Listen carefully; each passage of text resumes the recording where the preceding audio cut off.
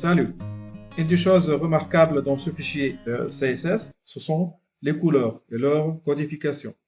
Eh bien, dans cette vidéo, nous allons comprendre les couleurs en CSS et leurs valeurs.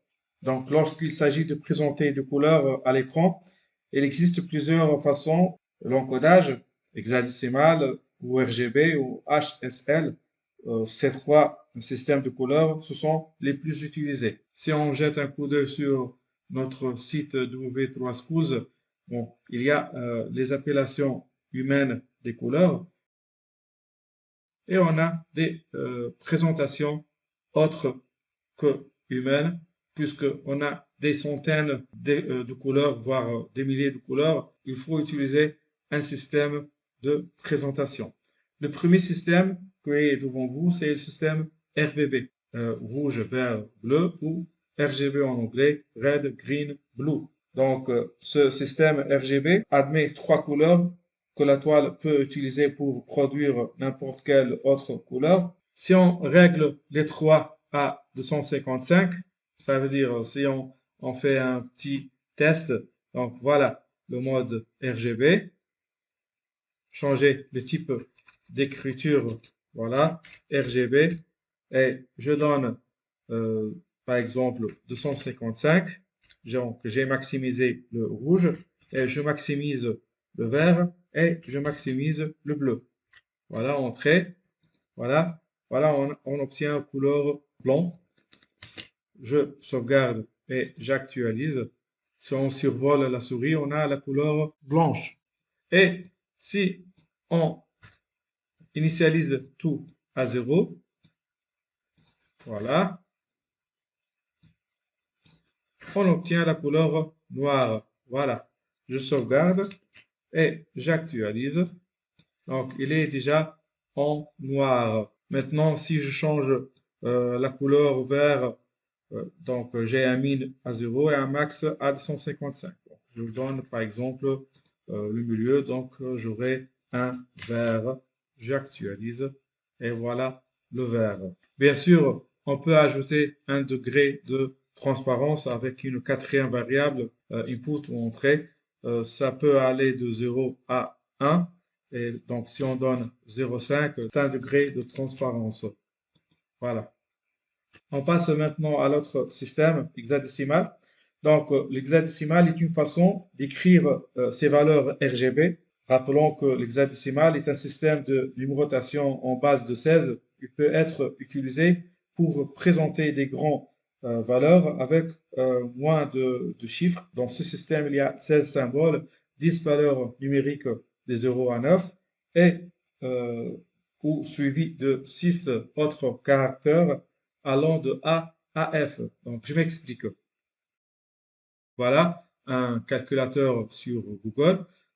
Donc, si on donne la valeur maximale, qu'elle soit de rouge, ou de vert ou de bleu, cette 255, on doit le codifier en hexadécimal. Donc, on peut le diviser sur 16. On a 15. Donc, la première 15, ça peut représenter par la lettre F comme le tableau qui est devant vous. Maintenant, si on fait le reste, ça veut dire 155 moins la base 16 fois 15. Donc, ça reste aussi 15. Donc, le deuxième 15 aussi, il sera présenté en F.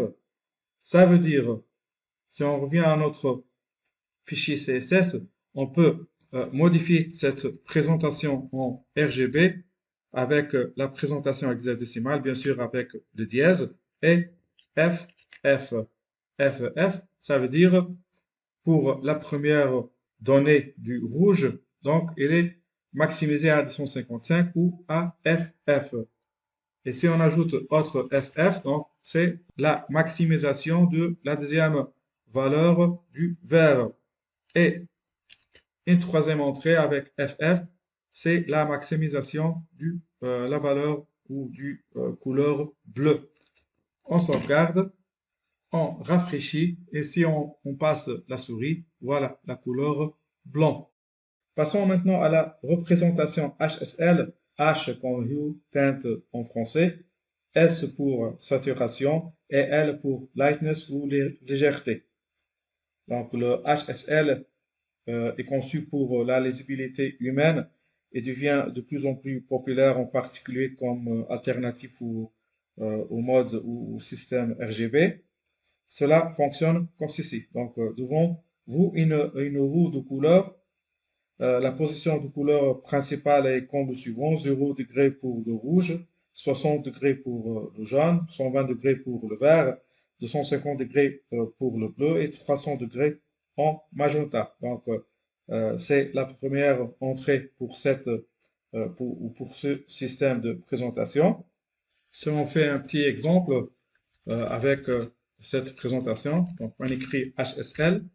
Et après, on ouvre les parenthèses. La première valeur, c'est le degré. Par exemple, je vais donner le degré de vert, 120 degrés, virgule. Deuxième valeur en pourcentage pour la saturation, par exemple 50%.